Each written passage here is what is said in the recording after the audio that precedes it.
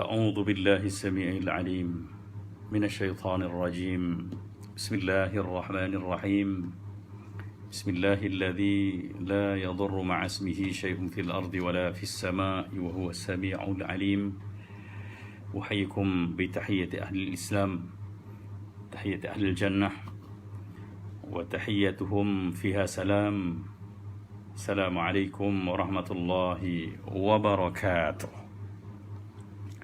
الحمد لله نحمده ونستعينه ونستغفره ونستهديه ونعوذ بالله من شرور أنفسنا ومن سيئات أعمالنا من يهد الله فلا مضل له ومن يضلل فلا هادي له أشهد أن لا إله إلا الله وحده لا شريك له وأشهد أن محمدا عبده ورسوله اللهم صل على سيدنا ونبينا وحبيبنا محمد وعلى آله وصحبه أجمعين رب اشرح لي صدري ويسر لي أمري واحلل عقدة من لساني يفقه قولي رب يسر ولا تعسر رب أتمم بالخير سبحانك لا علم لنا إلا ما علمتنا إنك أنت العليم الحكيم لا حول ولا قوة إلا بالله العلي العظيم أما بعد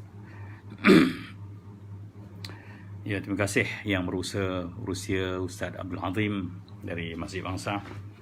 Alhamdulillah ya, siaran langsung kita sekali lagi di ruang maya ini melalui siaran langsung Facebook Masjid Bangsa Kuala Lumpur, Masjid Sayyidina Abu Bakar As-Siddiq, dan seterusnya kepada seluruh para musyahidin, para penonton kuliah online Tazkirah Ramadan pada hari ini, hari Jumaat yang menemukan kita sekali lagi dengan Sayyidil Ayam bersama dengan kehadiran bulan Ramadan.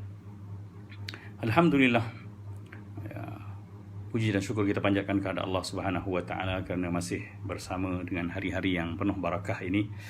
Salawat dan salam kita utuskan buat junjungan besar Nabi kita Muhammad sallallahu alaihi wasallam, juga Nabi yang membawa rahmat dan keberkatan dalam kehidupan manusia seluruhnya. Rahmatan lil alamin. Alhamdulillah, perbincangan kita pada tengah hari ini bertajuk 3 matlamat berpuasa di bulan Ramadan menurut Al-Quran. 3 matlamat berpuasa di bulan Ramadan mengikut atau menurut Al-Quran. Perbahasan ini saya kupas adalah kerana apa? Ingin mengajak tuan-tuan merenung bertapa ya, satu pensyariatan yang sebegini besar ya, tentu ada sesuatu yang Allah mahukan daripadanya. Sebab Allah ya, bersifat dengan sifat ya, di samping dia bersifat dengan Al-Qadir, Al-Qawi ya, maha gagah, maha kuat, maha berkuasa, tapi Allah juga ya, dia bersifat Al-Hakim, Al-Alim, Al-Khabir. Dia maha bijaksana. Maksudnya Allah boleh paksa saja hamba-hambanya berbuat apa sahaja sebab dia maha kuasa. Tapi biasanya seorang yang hebat, gagah dan dia bijak, biasanya apa yang dia buat pastinya ada mengandungi kebaikan yang akan terpulang pada dirinya atau orang-orang yang terlibat dalam tindak tanduknya. Saya contohkan begini. Katalah seorang panglima, bila mana dia menawan sebuah kampung. Kalau dia tu seorang panglima yang gagah perkasa dan kemudian dia bijaksana, tawanan-tawanan yang menentang dia akan lakukan sesuatu yang memberi manfaat pada dia. Agak keras tapi manfaat. Berbeza dengan panglima yang perkasa, gagah tapi tidak bijak.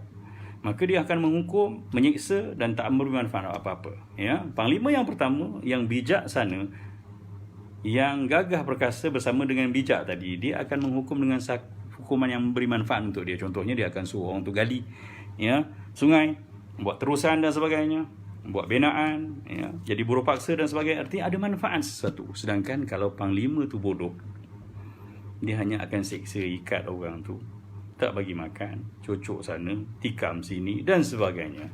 Subhanallah, maha suci Allah. Allah ni dia Tuhan yang maha bijaksana ya. Biasanya Allah bila mana dia kata ya, bahawa dia ni qawiyun aziz ya, bersamanya juga adalah sifat alim khabir. Ya, apatah lagi bila Allah menyebut dalam surah Qaf, Allah kata wa mallahu bizallamin lil abid. Allah sekali-kali tidak menzalimi hamba-hambanya. Justru perasan atau tidak, ya, berpuasa ni dia satu ibadah yang agak membebankan, dan memang membebankan lah. Kena berlapar, berdahaga, bukan sehari dua, sebulan lamanya. Mana mungkin benda ni nothing, tak ada apa-apa. Saja-saja Allah suka nak siksa kita, nak bebankan kita. Akhirnya kita, ya, susah payah menjalani ibadah ni tanpa get apa-apa, ya, get anything. Waalaikumsalam warahmatullahi wabarakatuh. Alhamdulillah, dah makin ramai menonton ni. Saya nak mengajak tuan-tuan berfikir supaya kita merasakan sesuatu dengan pensyariatan berpuasa, agar kita selesa menelayani, ya, hari-hari Ramadan kita, ya, agar kita tidak hanya rasa bahawa Allahu Akbar, menghitung hari bila nak habis Ramadan ni. Kenapalah puasa ni sampai Zuhur, sampai Maghrib, kalau sampai Zuhur je kan. Macam-macam lah handaian kita bila mana kita tak faham kenapa Allah suruh kita berpuasa, dan berpuasa pula dalam tempoh selama sebulan lamanya berterusan. Kalau tak ada apa-apa, maka sia-sialah apa yang kita lakukan. Dan kalau Allah saja-saja perintahkan kan nak membuktikan kekuasaannya, maka Allah, ya, tidak akan bersifat dengan sifat, ya, Azizun Hakim. Innallaha Azizun Hakim. Ya, Allah ni maha perkasa, dan biasanya berteman dengan keperkasaan, kekuasaan, ya, kehebatan, kurat dia tu, ya, dia ada satu sifat iaitu maha bijaksana. Orang bijaksana tentunya melihat sesuatu dengan pandangan yang jauh dan besar. Jadi mari kita tengok apa sebenarnya yang ada pada Ramadan ini sehingga Allah suruh kita puasa sebulan. Dan jawapannya sebenarnya ada pada ayat-ayat bercerita tentang hukum akan Ramadan ni. Ya, mari kita rujuk ayat-ayatnya. Ayat ni bermula daripada pensyariatan berpuasa, dan ayat ni dah banyak pun orang mengulas, ustaz-ustaz berbicara tentangnya. Saya petik dan bercerita sebahagiannya, dan saya ingin 3 ini sahaja. Ya. Ayat-ayat puasa ni dia bermula daripada ayat 183 hingga 187 surah Al-Baqarah. Ya. Dan kalau kita perhatikan 5 ayat ini, dia ada, ya, 3 benda yang Allah sebut dengan kalimah harapan, ya, dan kita ungkapkan dengan bahasa Melayu, moga, semoga, mudah-mudahan, agar. Dan dalam bahasa Arab kalimah tu disebut sebagai ar-raja atau at-taraji, ya, harapan. Apa dia kalimahnya? Iaitu la'alla. La'alla dalam bahasa Arab maksudnya mudah-mudahan, semoga. Ya. Dan apa yang saya dapat daripada guru saya, Dr. Salah Abdul Fattah Al-Khalidi, dia menjelaskan bahawa dalam Al-Quran bila mana Allah menyebut la'alla, walaupun la'alla ni maksudnya mudah-mudahan, semoga, dia berbentuk harap, ya, impian, ya, tetapi bila Allah yang sebut, dia akan memberi maksud sesuatu yang meyakinkan pasti boleh terjadi. Itunya bila Allah kata la'allakum tattaqun, contohnya ayat 183 surah Al-Baqarah tu kan Allah sebut ya ayyuhalladzina amanu kutiba alaikumusiyam kama kutiba alal ladzina min qablikum la'allakum tattaqun. Maka Allah katakan, ya, dengan berpuasa sebagaimana umat terdahulu yang disyariatkan ini, mudah-mudahan kamu bertakwa. Artinya itulah matlamatnya. Pasti boleh kamu jadi orang bertakwa dengan berpuasa. Ya, ini matlamat pertama dalam bulan Ramadan yang, ya, Allah programkan kita sebulan berpuasa supaya kita jadi orang yang lebih bertakwa. Kenapa? Tak boleh ke kalau tak bertakwa? Kan? Tak boleh lah, sebab orang tak bertakwa dalam jiwanya tak ada Tuhan, sedangkan dia hamba Tuhan. Dan sebenarnya untuk bahagia di dunia, kita perlukan ketakwaan sebelum selamat di akhirat. Yalah, orang tak ada takwa, tak ada rasa dirinya diawasi, diperhatikan oleh Tuhan, dia bebas melakukan apa sahaja kemusnahan, ya, huru-hara, porak-peranda, mengata orang tak ingat, ya, mengadu domba, menfitnah, mengata, ya, marah sentiasa, ya, kira dia tak kira hak orang lain semua. Maka siapa mampu hidup dengan yang sebegitu? Kalau semua orang bertindak begitu, apa akan jadi pada kehidupan kita? Sebab itulah manusia yang dibekalkan bersamanya akal fikiran dan diuji dengan runtunan nafsu dan juga bisikan jahat dari syaitan, dia perlukan ketakwaan untuk membentengi diri dia. Ini matlamat pertama berpuasa. Dari surah Al-Baqarah tadi ayat 183, la'allakum tattaqun. Apa benda takwa ni? Sebab manusia selagi mana dia tidak bertakwa, kehidupannya akan huru-hara, dia akan tak bahagia, walaupun dia kaya, memiliki segalanya, sebab dia akan menyusahkan orang lain. Manusia tak akan pernah puas. Nabi sallallahu alaihi wasallam kan pernah sebut, saya pun selalu sebut betapa Rasulullah pernah sebut, manusia ni kalau dia dah ada satu lembah daripada emas, dia ada satu lombong emas, satu kawasan, nasib dia masih mengimpikan lembah emas yang kedua. Subhanallah. Yang akan mencukupkan kita hanyalah kematian, baru kita akan berhenti. Jadi kalau tak ada cerita Tuhan dalam hati, tak ada cerita hamba dalam jiwa, kita tak akan boleh selesa hidup di dunia sebagai hamba Allah, bahagia pada diri dan membahagiakan orang lain, apatah lagi untuk selamat di akhirat. Maka Ramadan datang untuk menjelmakan ketakwaan dalam jiwa supaya kita selesa dan memberi kesesaan kehidupan pada orang lain yang hidup bersama kita di dunia. Sebab itu, ketakwaan itu bila mana dalam Ibnu Katsir diceritakan bagaimana Sayyidina Umar bertanya kepada Ubay bin Ka'ab tentang hakikat taqwa, ma hiya taqwa. Lalu Ubay bin Ka'ab menjelaskan, ini praktikal dia nampak lebih jelas macam mana gaya orang bertakwa. Apatah lagi bila mana dalam bulan Ramadan ni kita dibantu untuk lebih bertakwa. Dan ni madrasah, sekolah. Allah sekolahkan kita dalam Ramadan supaya keluar daripada Ramadan kita graduate jadi al-muttaqin, hamba Allah. Ini matlamat pertamanya. Lalu Ubay bin Ka'ab menjelaskan, amash salakta tariqan dha syauk. Kamu pernah tak? Apa tak pernah kamu berjalan di laluan yang berduri? Kata Ubay bin Ka'ab. Maka Umar kata, bala ya Ubay, tentu saja aku pernah melaluinya. Lalu Ubay tak jawab, tapi Ubay tanya balik, fama fa'alta wa ma sana'ta? Apa yang kamu buat? Apa yang kamu lakukan kalau kamu melalui laluan begitu? Sayyidina Umar menjawab, syammartu wajtahadtu, aku akan hati-hati, aku akan bersungguh-sungguh, fama wada'tu qadami illa ba'da an undura ilayha. Aku tak akan letakkan tapak kaki aku melainkan selama aku tengok betul-betul. Hatta la adus sehingga aku taklah menapak atau kaki aku ditembusi oleh duri-duri tersebut. Maka Ubay bin Ka'ab, Ubay tak jawab pun, Ubay tanya dan mengulas, akhirnya fatilka taqwa. Dia kata itulah takwa. Kamu berjalan di laluan yang penuh berduri, maka macam mana gayanya? Sebab apa? Kita bila nampak duri di laluan, kita akan hati-hati. Sebab kita tahu sakitnya duri yang menusuk.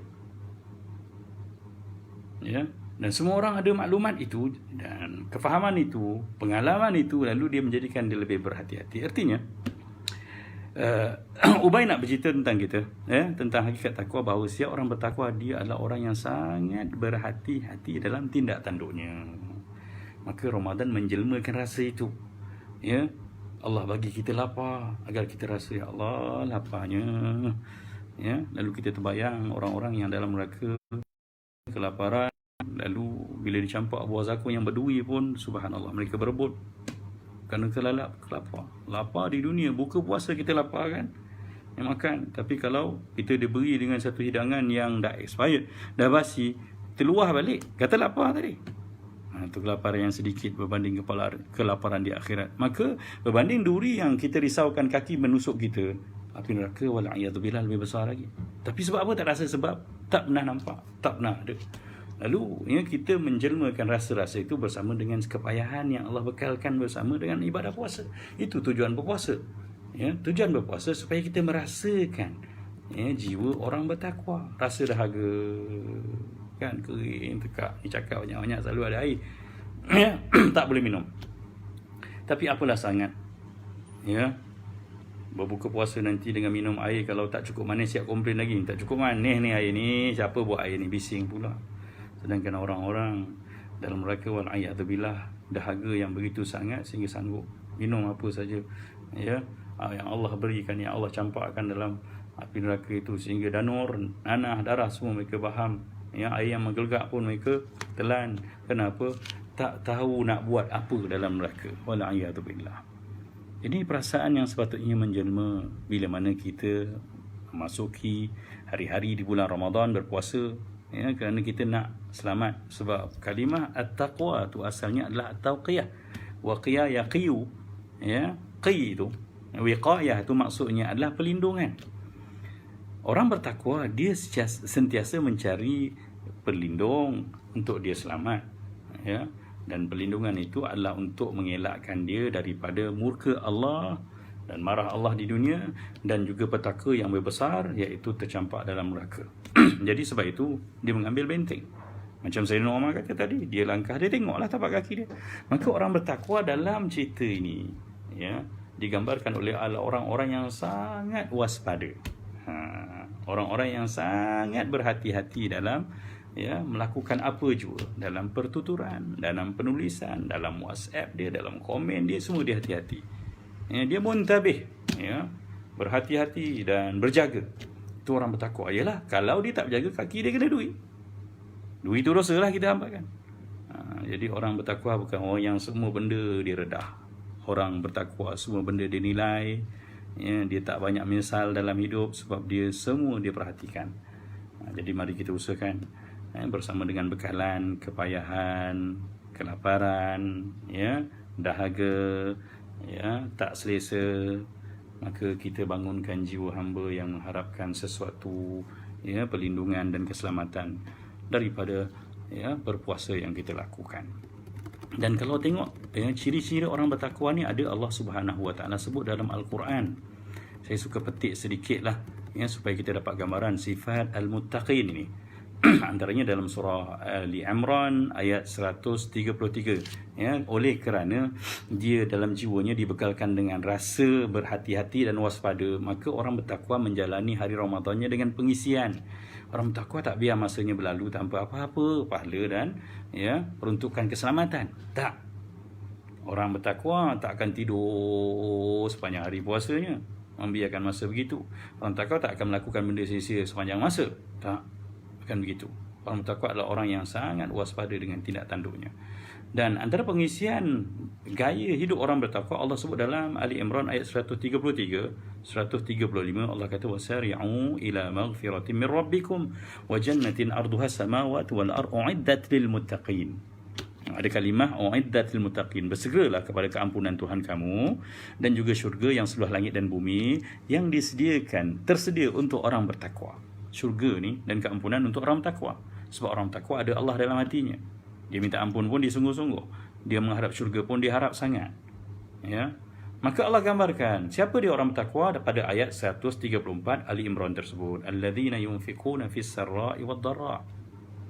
Ya, pertama sekali dia mesti ada infak ketika senang dan susah. Sebab dia ingat Nabi kata ittaqun nar walau bi syakit tamrah. Ya, takutlah kamu, ya, dengan neraka sekalipun dengan bersedekah sebelah biji kurma. Ada infak dia keluarkan. Sebab orang yang infak ni, dia melahirkan rasa sayang pada insan lain. Infak juga daripada nafkah. Nafkah anak isteri perlu diutamakan. Di samping, ya, sumbangan-sumbangan, infak-infak yang lain yang perlu kita jayakan dalam kehidupan. Waktu senang, apatah lagi. Ya, waktu susah pun kita kena, ya, jayakan. Yang keduanya, orang bertakwa juga dalam praktikal Ramadan lagi kena dijayakan. Sebab tu kita budayakan sedekah dalam Ramadan, tukar-tukar juadah, kan? Kemudian Allah kata lagi wal kadhiminal ghaidh, orang berpuasa, orang bertakwa ni dia menahan marah. Artinya dalam Ramadan memang kita diuji dengan lapar, dengan dahaga, dengan tak selesa, maka cepat sangat tercabar kita punya amarah. Maka tolong pastikan kita dapat menahan, mendiamkan diri, ya, menahan rasa marah tu. Sebab wal kadhiminal ghaidh artinya orang yang menahan kemarah. Marah memang tetap, ya, ada benda yang mencabar kita. Kita buat baik macam mana pun orang kata kita, ya, kita buat betul pun ada orang buat dajal kita. Maka itu realiti kehidupan di dunia. Sebab dunia memang tempat begitu. Dunia la tasfu lil mu'min. Dunia tak pernah cerah jernih untuk orang beriman, kata Nabi SAW. Dalam satu muhadarat saya pernah bahaskan cerita itu. Ya, dunia tak pernah cerah untuk orang beriman. Jadi kita hidup di dunia kena sabar dan, ya, sebab nak menahan marah ni artinya dia sabar. Yang ketiganya, wal 'afina 'anil nas, memaafkan manusia. Bertakwa dia kena pemaaf. Dan dalam Ramadan kan kita dah rasa payah, susah, sesak, tak selesa, ya, sakit dan sebagainya, maka kita bayangkanlah kalau ini ada peluang, ya, untuk dapat keampunan Tuhan dengan memaafkan, apa salahnya kita memaafkan orang lain, ya, sebab dengan memaafkan kita dapat keampunan dan kemaafan dari Allah Subhanahu wa taala. Ya, at-tasafuh, musafaha bainan nas, ya, kita memaafkan itu sebab semua keperluan manusia. Manusia perlukan kemaafan dan kita juga perlukan kemaafan, dan siapa yang sudi memaafkan dia akan dapat kemaafan. Yang ketiganya, yang keempatnya, apa lagi ciri orang bertakwa, ya. Dan sebelum yang keempat tu, Allah tutup ayat ini, ayat satu dengan satu kata yang sangat menarik. Apa Allah kata? Wallahu yuhibbul muhsinin. Allah sayang pada orang-orang yang muhsinin. Artinya Allah nak beritahu tiga amal tadi kamu tak akan boleh buat melainkan kamu muhsin. Apa dia? Pertama sekali, ya, kita boleh infak, bersedekah, ya, berbuat, memberi sumbangan, bantu yang susah ini. Tak akan boleh buat melainkan dalam hati kita ada ihsan, anta abudallah ka'annaka tarah, wa in lam takun tarah fa innahu yarak. Ya, kamu jadi hamba Allah seolah-olah kamu nampak Allah. Ya, ada Allah jadi supervisor dalam hidup kamu. Kamu kata, oh Allah tengok aku ni. Dia perasan begitu. Dan wa in lam takun tarah, ya, kalau kamu tak nampak Allah, fa innahu yarak, yakinlah bahawa Allah sentiasa tengok kamu. Ya, sebab itu kalimah muhsinin sering diterjemahkan dalam bahasa kita, dalam terjemahan Al-Quran, sebagai orang-orang yang melakukan kebaikan. Tapi sebenarnya hakikatnya lebih dalam, ya, sebab muhsinin adalah isim fa'il dari kalimah ihsan, ya, ahsana yuhsinu ihsanan, ya, muhsin. Isim fa'il ni artinya pelaku-pelaku ihsan. Apa dia ihsan? Itu yang Nabi kata tadi. Jadi hamba Allah seolah-olah kamu nampak Allah. Kalau tak nampak, kamu kena yakin Allah tengok kamu. Jadi nak maafkan orang, nak bersedekah, ya, nak menahan marah ni, hanya orang-orang yang perasaan Allah tengok dia je boleh buat. Sebab tu Allah kata Allah sayang orang-orang muhsinin. Kemudian yang keempatnya, ayat ni bersambung lagi pada ayat, ya, 135. Allah gambarkan lagi orang bertakwa ni, walladzina idza fa'alu fahisha, dan mereka-mereka yang apabila melakukan dosa, maksiat, aw zalamu anfusahum, atau dia menzalimi diri dia. Ini satu istilah yang perlu dia faham juga. Menzalimi diri dalam Al-Quran maksudnya adalah orang-orang yang tahu dirinya hamba, sepatutnya patuh pada Tuhan yang menentukan segala ketetapan, tapi dia langgar juga. Artinya dia tahu benda ni menyebabkan murka dan dosa, tapi dia buat juga. Itu namanya zalim. Zalim diri sendiri. Kan zalim adalah lawan adil. Zalim artinya gagal meletakkan sesuatu pada posisi sebenarnya. Ya. Ulama jelaskan, kita letakkan songkok ni, ya, di lutut, letakkan songkok di kaki, tak kena. Sebab ni songkok letak kat kepala, selipar sangkut kat telinga, ya. Itu zalim namanya. Ada orang kata itu bukan zalim, itu gila. Yalah, itu takrifan gambaran mata.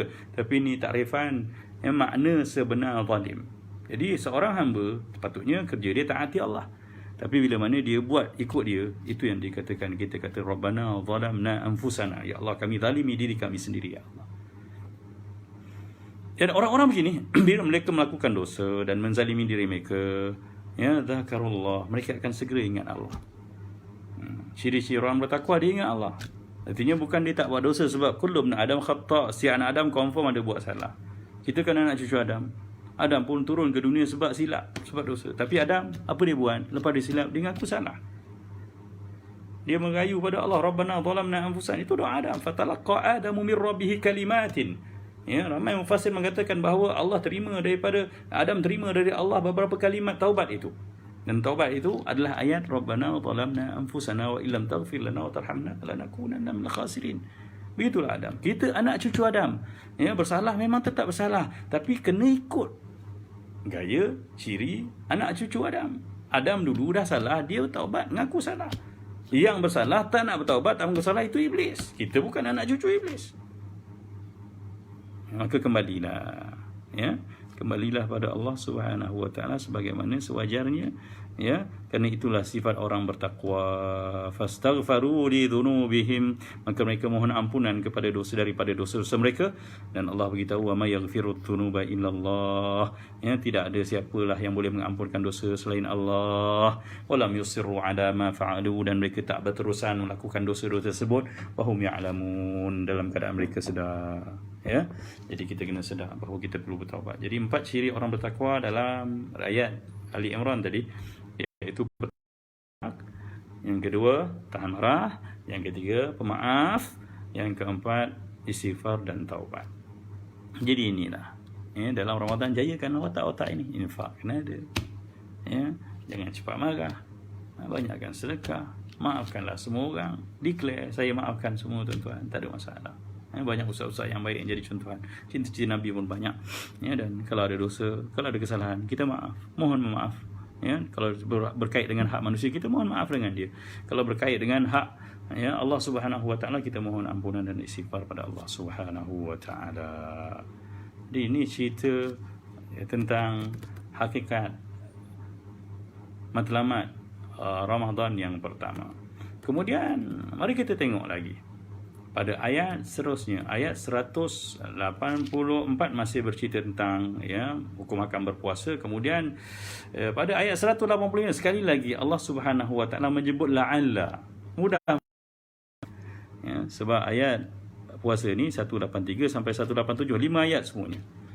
Jadi ayat 183 la'allakum tattaqun. Ayat seterusnya, ya, harapan atau matlamat puasa yang seterusnya dirujuk pada ayat 185, iaitu ketika Allah berbicara tentang rukhsah, kemudahan yang Allah beri kepada orang yang musafir dan sakit. Maka Allah kata boleh ganti pada hari yang lain. Di hujungnya Allah kata yuridullahu bikumul yusra, Allah nak pada kamu ni mudah, wala yuridu bikumul usra, dan Allah tak mahu, ya, kamu susah. Dan tapi di hujungnya Allah kata walitukmilul iddah, tapi hendaklah kamu sempurnakan jumlah itu. Artinya Ramadan ni dos, ya, 30 hari, tak boleh kurang. Kalau tak puasa pun, hatta orang yang haid dan nifas pun kena ganti, kan. Sebab itulah dia punya package dia. Artinya tak lengkap. Kamu tak akan boleh jadi orang bertakwa kalau tak cukup. Sebab tu Allah sebut walitukmilul iddah walitukabbirullaha ala ma hadakum, dan kamu hendaklah membesarkan Allah di atas hidayah petunjuk kamu dapat agama ni, dan dapat berpuasa khususnya. Di hujungnya Allah kata apa? Wala'allakum tashkurun, ya, supaya kamu bersyukur. Artinya matlamat berpuasa yang kedua adalah syukur pada Allah Subhanahu wa taala. Syukur, syukur, syukur ya Allah. Ini 185 Al-Baqarah, rujuk balik, ya. Jadi syukur ni apa? Kita pun tahu, ya, bahawa ramai, ya, Imam Asy-Syafi'i mengungkapkan takrifan syukur yang sangat mudah, iaitu fa'ilul khairat wa tarkul ma'asi. Orang bersyukur, dia kata buat benda baik dan tinggal, ya, kederhakaan pada Allah, dosa-dosa, kemungkaran, maksiat. Jadi itu bersyukur dalam konteks yang lebih mudah. Tapi kita pun tahu bahawa syukur ni, ya, dirujuk terbukti jelas pada 3 sudutnya, ya. Ibn Qayyim merumuskan begini, dia kata apa tentang hakikat syukur? Huwa zuhuru athari ni'matillah ala lisani 'abdih, ya, thana'an wa i'tirafan, iaitu lahir terbukti kesan nikmat Allah pada lisan hamba ini dengan pujian dan pengakuan. Kita kena, ya, mensyukuri Allah dengan lisan, jangan langsung tak ucap, sebab ucapan itu bukti syukur juga. Maka kena kata alhamdulillah, asyukurillah, ya. Di samping itu, yang kita kena akui bahawa ini nikmat Allah, ini semua kurniaan Allah Subhanahu wa taala, ya. Kalau saya Allah tak bagi hidayah ni, tak tahulah macam mana. Alhamdulillah, terima kasih banyak-banyak ya Allah. Itu dia. Itu yang pertama. Yang kedua, wa ala qalbihi syuhudan wa mahabbatan. Yang keduanya, orang bersyukur dalam hatinya ada penyaksian, perakuan, ya, dan juga kasih pada Allah Subhanahu wa taala. Subhanallah. Yang ini rasa sikit ada muskil pada kita. Yang kita memang mengaku terima Allah, tapi nak sampai pada peringkat hakikat syukur dalam hati ni apa dia? Ya, pengiktirafan atas menyaksikan bahawa benarnya nikmat dari Allah, dan kemudian Allah minta kita syukur dengan kasih padanya. Ini masalah mungkin. Artinya orang yang bersyukur, dia sembahyang dengan penuh rasa kasih pada Allah, seolah-olah macam orang berdating bertemu dengan kekasih hatinya. Ada perasaan begitu kita ketika solat, mensembahkan syukur kita pada Allah. Sebab tu Nabi SAW ketika mana Aisyah mula tak selesa dan membebel melihat bengkak kaki suaminya yang berdiri lama sembahyang malam. Lalu baginda Nabi SAW menjelaskan apa dia. Rasulullah kata, afala akunu 'abdan syakura. Apa tak boleh ke Aisyah aku nak jadi seorang hamba yang bersyukur pada Allah Subhanahu wa taala. Rasulullah melakukan ketaatan, membuktikan syukur tu dengan rasa cinta. Tuan-tuan, tuan-tuan, saya berani kata Nabi SAW berjaya sembahyang sampai bekak kaki. Sebab apa? Dia sembahyang dengan rasa cinta. Sebab orang yang buat sesuatu dengan rasa cinta, dia akan selesa dan dia akan hilang segala rasa-rasa tak selesa dan rasa-rasa yang mengganggu tumpuannya. Tuan-tuan yang minat Hindustan, 3 jam tengok filem Hindustan, kebas kaki tak sedar tau. Sebab apa? Sebab minat, sebab sayang, sebab suka sangat. Suka hero ke heroin ke, atau cerita jalan ceritanya. Begitu juga kaki-kaki bola. Boleh berdiri di stadium tu begitu lama bersorak, sedangkan itu semua mengundang benda-benda yang menyakitkan lah. Bertahan begitu lama. Sebab apa? Sebab sayang, cinta, seronok, selesa. Begitu juga orang-orang yang kaki main game dan sebagainya. Hari ni yang kita tengok anak-anak kita terlibat banyak. Yang paling sayu bapak-bapak pun ada sangkut juga main PUBG dan sebagainya. 3-4 jam berhadap dengan benda-benda gitu. Sampai lebam mata tu. Sebab apa dia boleh bertahan begitu? Sebab apa? Mahabbatan, sayang, suka, sonok dengan benda itu. Dan kita rupanya untuk buktikan syukur pada Allah kena sampai pada peringkat itu.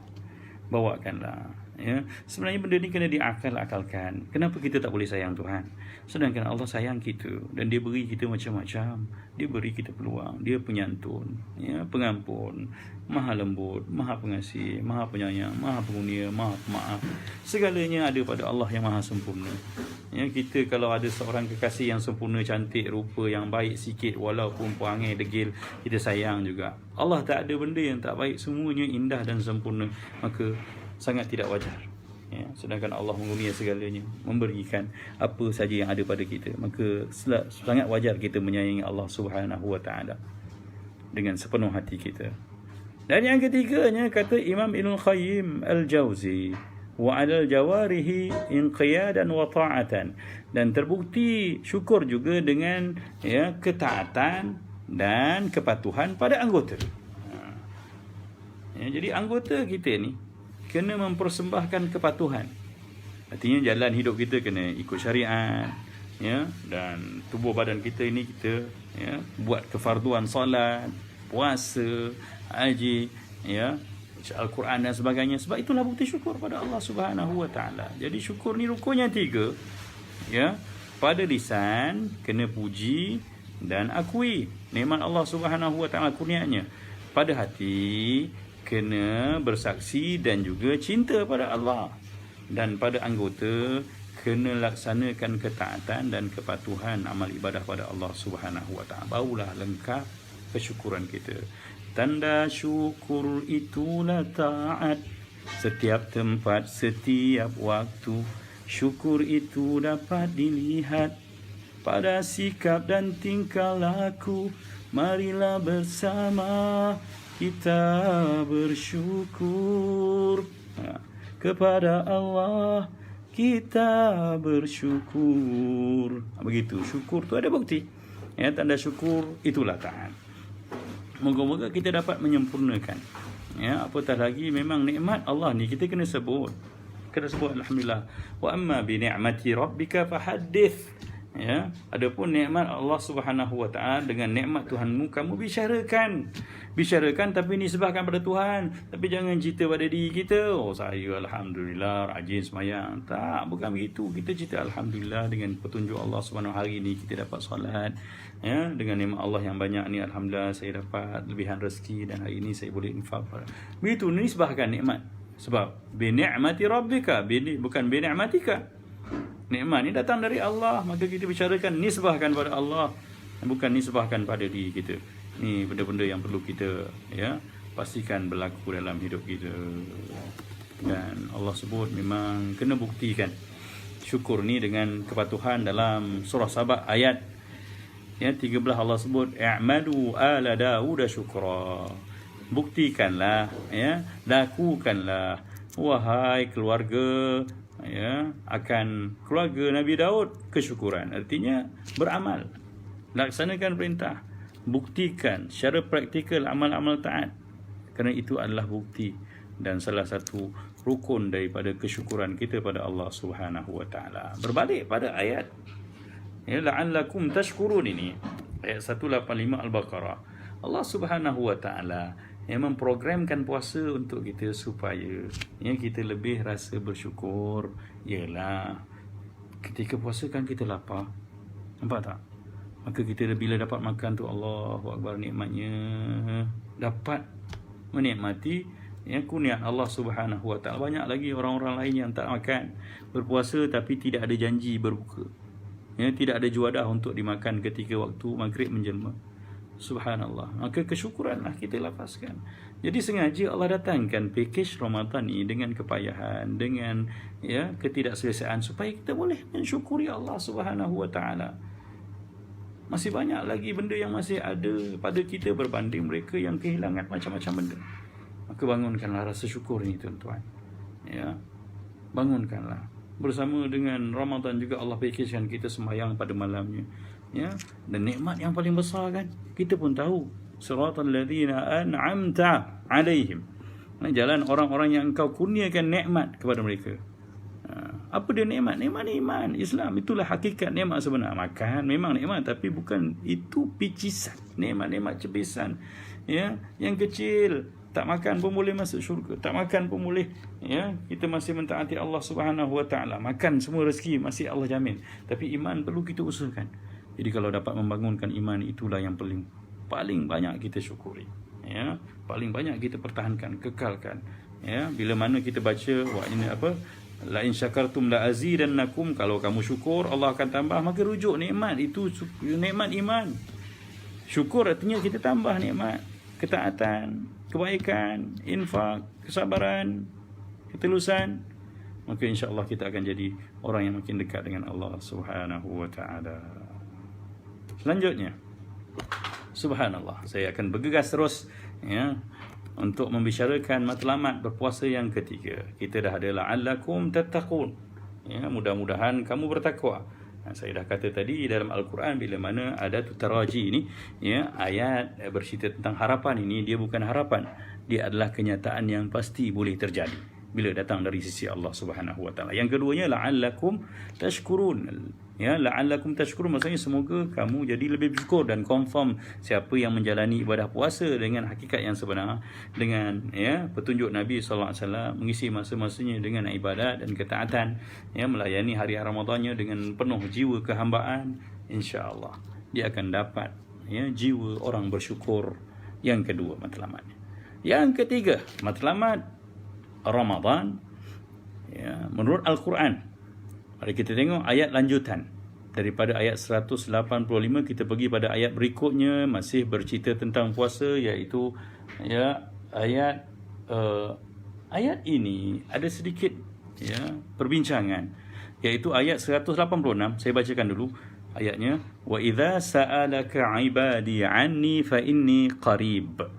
Dan apabila bertanya kepadamu oleh hamba-hambaku tentang aku, maka sesungguhnya aku dekat. Ujibu da'wata da'i idza da'an, aku perkenankan doa orang yang berdoa apabila dia berdoa. Falyastajibu li wal yu'minu bi la'allahum yarshudun, maka mohonlah perkenan kepadaku dan berimanlah denganku, semoga mereka semua menjadi orang-orang yang bijaksana, menjadi orang-orang rasyidin. Apa ceritanya? Ceritanya la'allahum yarshudun.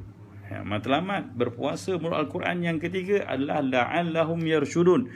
Semoga mereka menjadi orang-orang yang bijaksana. sebentar lalu. Ayat ni tak ada cerita pasal puasa. Cerita pasal bila orang bertanya Allah kat mana, maka ayat ni sebenarnya Allah suruh Nabi Muhammad jawab bahawa Allah ni dekat.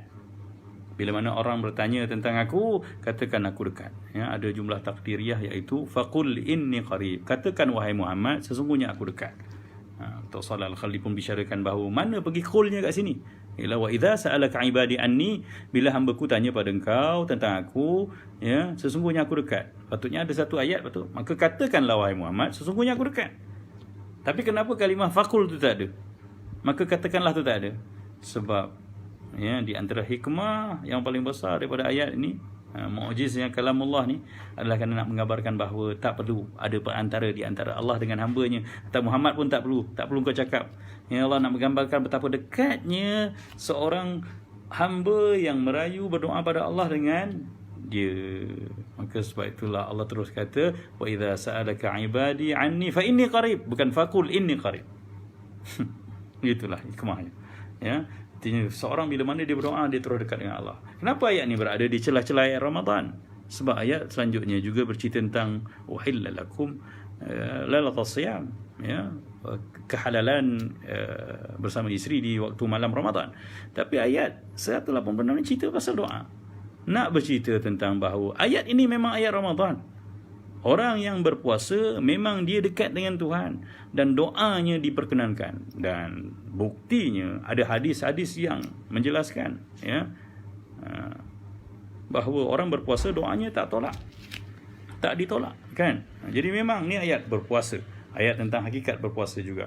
Dan tapi bicara kita kat sini, fokus kita adalah bila mana Allah suruh kita berdoa dan beriman padanya. Lalu Allah kata la'allahum yarshudun. Semoga kita dapat menjadi orang-orang yang bijaksana. Semoga mereka menjadi orang-orang rasyidin. Rasyidin ni apa tuan-tuan? Yarshudu ni fa'il mudhari' dia. Mereka orang menjadi semoga mereka menjadi orang-orang yang bijaksana, ataupun diberi petunjuk, diberi bimbingan, begitu maksudnya. Tapi kalimah asalnya adalah ar-rusydu atau ar-rasyid. Sifatnya adalah rasyid. Kita pun ada nama kawan-kawan kita rasyid. Rasyid ini maksud dalam bahasa Arab bijaksana. Memang banyak kalimah Arab menyebut tentang maksudnya bijak ni. Antaranya zaki pun bijak juga. Hasif bijak juga. Abqari genius, khabir pakar bijak, alim berilmu bijak. Banyak. Nabi Rasulullah juga bijak yang bertindak dengan tepat pun Rasulullah kata. Al-Kayyis bijak juga. Banyak. Tapi kenapa kalimah ar-rasyid digunakan di sini? Berpuasa kita akan jadi golongan rasyidin. Ingat tak? Rasulullah lepas mana baginda wafat, ada beberapa orang saja yang layak digelar sebagai khulafa'ur rasyidin. Ada kalimah rasyidin tu. Pengganti-pengganti yang bijaksana.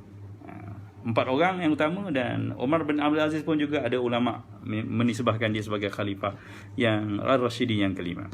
Tak apalah, itu bukan bicara kita. Tapi nak rujuk kalimah rasyidin. Apa maksud rasyidin? Rasyidin dalam bahasa Arab bermaksud an-nadju wal muttazin, matang dan seimbang. Tu orang dia.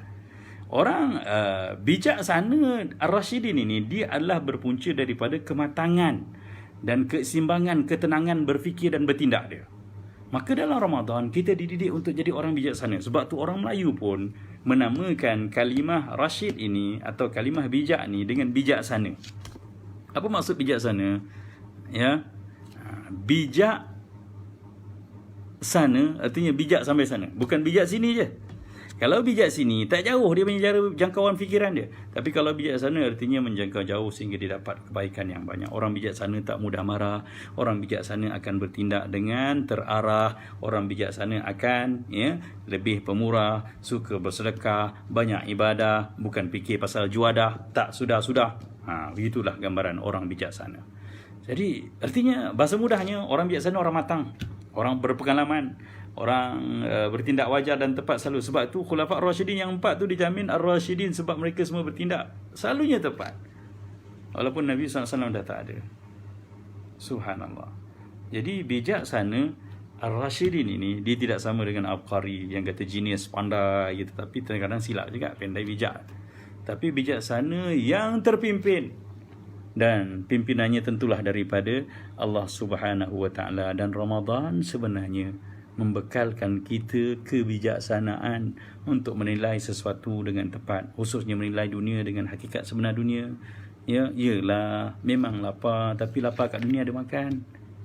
Lapar kat akhirat, kita kan diberi rasa lapar ni sekarang ni, susah, sesak, ya, rimas kat dunia puasa ni, ya, PKP lagi pula, perintah pergerakan, kawalan pergerakan ini menyebabkan kita banyak terhalang. Tapi kalau kat neraka lagi, duduk makin bawah, makin ke bawah, maka kita makin susah. Maka tak sama tuan-tuan kepayahan dunia dengan kepayahan kita. Maka kita menganggap kepayahan dunia walau macam mana susah sekalipun, kita akan tersenyum. Ya, kita akan jadi macam mana Nabi SAW, ajban li amril mu'min, ya, pelik sungguh, ya, ajaib sungguh orang beriman ni, ya, apa saja yang menimpa dia akan jadi baik. Mana tak baiknya, Rasulullah kata bila mana dapat nikmat dia bersyukur, maka itu baik untuk dia. Dan bila mana ditimpa musibah dia sabar dan redha, maka itu pun baik untuk dia. Semua pahala orang beriman ni. Nak jadi macam tu tuan-tuan, dapat nikmat bersyukur, ditimpa musibah sabar, Rashid lah, matang. Sebab kita mengamuk pun dengan kepayahan, dengan ketidakpuashatian, dengan marah-marah tu, kita dapat apa? Dah banyak kali kita marah dan tak ada orang takut dengan kita pun, tak ada orang seram, menyampah lagi ada. Jadi sepatutnya kita makin matang mengurus kehidupan ni dengan panduan Al-Quran, dan Ramadan menjanjikan pakej itu. Dan saya suka juga kalau nak merujuk dengan Al-Quran. Dalam Al-Quran Allah Subhanahu wa taala sebut, ya, siapa dia orang Rasyidin, ciri dia macam mana. Ini, ya, jelas bila mana Allah Subhanahu wa taala sebut dalam surah Al-Hujurat ayat 7. Dah masuk zuhur pun tuan-tuan. InsyaAllah, ya, sikit lagi kita janji 1.5 kita berhenti dalam masa 12 minit saja lagi kuliah. Saya akan menamatkan, saya akan tamatkan kuliah ni. Dalam Al-Quran Allah pernah sebut tentang ciri-ciri Rasyidin yang bijaksana, yang merupakan matlamat kita berpuasa di bulan Ramadan ni. Dalam Al-Hujurat Allah sebut gini, walakinnallaha habbaba ilaikumul iman, ya, tetapi Allah, ya, datangkan daripada kamu, dalam hati kamu ni kecintaan kepada iman. Kamu pilih iman, kamu cinta iman berbanding pada pergaduhan, pertelingkahan, kekufuran. Wa zayyanahu fi qulubikum, dan Allah hiasi iman dalam hati kamu. Wa karaha ilaikumul kufra wal fusuqa wal isyan, dan Allah bencikan dalam hati kamu ni kekufuran, kefasikan dan maksiat, dosa. Di hujungnya Allah nanti, ulaika humur rasyidun, mereka itulah orang-orang yang Rasyidin tadi. Apa dia tu? Allah sebut ciri-ciri orang Rasyidin dalam ayat 7 surah Al-Hujurat. Antaranya, ya, orang Rasyidin ini dalam hati dia penuh dengan iman, dan dia suka dengan iman. Dan iman tu indah pada dia. Sabar tu indah, maafkan orang tu indah, tahan diri daripada mengumpat tu indah. Ada orang, ya, kalau tak mengumpat saya dia pening. Itu belum Rasyidin. Sedekah tu indah, bantu orang susah tu indah. Dia jadi Allah hiasi iman tu dalam hati dia. Kalau kita nak tahu kita ni Rasyidin atau tidak, ya, maka tengok cara, ya, kita menghadapi suasana-suasana iman dalam hidup kita. Kebaikan, kita tengok orang buat baik, kita pun terhibur. Kita orang sedekah pun kita terangsang untuk melakukan sedekah. Bukan kita kutuk, kita caci pula, cari aib dia. Itu bukan kerja orang Rasyidin. Ya, kita berpandukan Al-Quran. Betul lah, ya, bila mana Allah Subhanahu wa taala sebut, ya, dzalikal kitabu la raiba fihi, Quran ini memang tidak ada ragu padanya. Ya, tapi masalahnya Allah kata hudal lil muttaqin. Hudal lil muttaqin. Ya, hudal lil muttaqin maksudnya petunjuk untuk orang bertakwa. Artinya, ya, hidayah, petunjuk ni dia tak akan memberi panduan melainkan kepada orang bertakwa. Sebab tu al-muttaqi ni, jiwa takwa ni, dia jadi sebagai mangkuk wadah untuk seorang tu dapat hidayah. Kalau seorang tu tak ada dalam jiwanya takwa, ya, pada Allah Subhanahu wa taala, ceritalah petunjuk macam mana, hidayah macam mana pun, dia tidak akan memberi kesan pada apa. Nampak kan? Dalam kehidupan kita, hari-hari dengar ceramah, tapi mengumpat dia jugalah hero nombor 1. Hari-hari pergi ke masjid, pergi ke surau, ya, jadi solat berjemaah dan macam-macam amalan dia buat. tapi dia lah yang paling dengki dan dendam dengan orang tak habis-habis. Sebab apa? Sebab dia tak pernah ada rasa gerun, tak pernah hati-hati pun melangkah dalam laluan yang penuh duri dalam hidup kita. Ingat, Allah kata hudan lil muttaqin, Quran jadi petunjuk, tapi bukan semua orang, al muttaqin sahaja. Ikhtisas, sebab itu lil muttaqin, lam kat situ adalah tufidul ikhtisas, dia memberi maksud khususiah untuk orang bertakwa hati. Jangan sampai kita tak ada ketakwaan langsung lalu, apa sahaja yang diberitakan dalam Al-Quran kita tak dapat manfaat sebab kita tak sediakan mangkuk wadah takwa untuk dapat hidayah. Sambung cerita orang Rasyidin tadi, betul, ayat 7 surah Al-Hujurat. Betul Mak Jambik. Okay, terima kasih bantu pada kawan-kawan, maklumat ditulis begitu. Al-Hujurat ayat 7 ini Allah sambung lagi. Allah kata wa zayyinhu fi qulubikum, Allah hiasi iman tu dalam hati kamu. Artinya buat benda baik ni seronok sangat. Ini memang orang Rasyidin ni, war-warkan kebaikan ni kan, apa habis ni kita share kan, kuliah dengan impian agar semua orang dapat faham dan hidayah dengan peruntukan puasa Ramadan ni apa yang sepatutnya kita dapat matlamat yang 3 ni. Kita niat begitu dan insya-Allah kita jadi orang-orang Rasyidin. Sebab kita cintakan kebaikan. Kita tak nak orang lain masuk neraka dan kita je masuk syurga. Kita nak semua orang selamat di akhirat. Itu orang Rasyidin. Wa karaha ilaikumul kufra wal fusuq wal isyan. Dan Allah bencikan dalam hati kamu ini kekufuran. Waliyadzubillah, insya-Allah. Kufur ni maksudnya tutup hati daripada kebenaran. Wal fusuq ni al-fasad, al-fisq ni atau kefasikan ini adalah benda-benda yang merosakkan agama kita. Sebab al-fisq asal maksudnya adalah cerita kurma. Tentang kurma ni asalnya dia rotapkan, dia lembab, dan kemudian apabila didar dalam satu tempoh masa, dia akan mula mengering, kulit dengan isinya menyusut, dia terangkat kulit dia. Situasi itu gambaran kurma yang sebetul dipanggil al-fisq. Jadi fasik ni artinya orang yang mula lekang daripada syariat. Dia mula lekang daripada kepatuhan, daripada ketaatan pada Allah Subhanahu wa taala. Maka kita pastikan kita juga adalah orang yang Allah benci ke dalam hati kita. Kita pastikan kekufuran dan asyan ni maksudnya asal derhaka. Apa sahaja melawan Allah itu derhaka. Ni adik-adiklah semua al-kufra wal fusuq wal asyan. Dan di ujungnya Allah kata ulaika murasyidun, artinya orang Rasyidin dalam hati dia. Rasyidin ni cerita hati. Syukur pun cerita hati.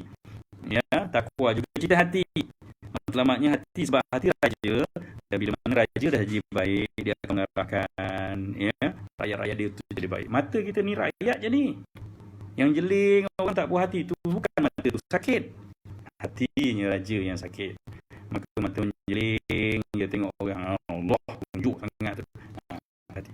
Tangan yang infak tu, kesian kat orang tu, bagi sumbangan, sebab apa? Sebab hati dia, hati yang baik, hati yang rasyidin, hati yang muttaqin, hati yang syakirin.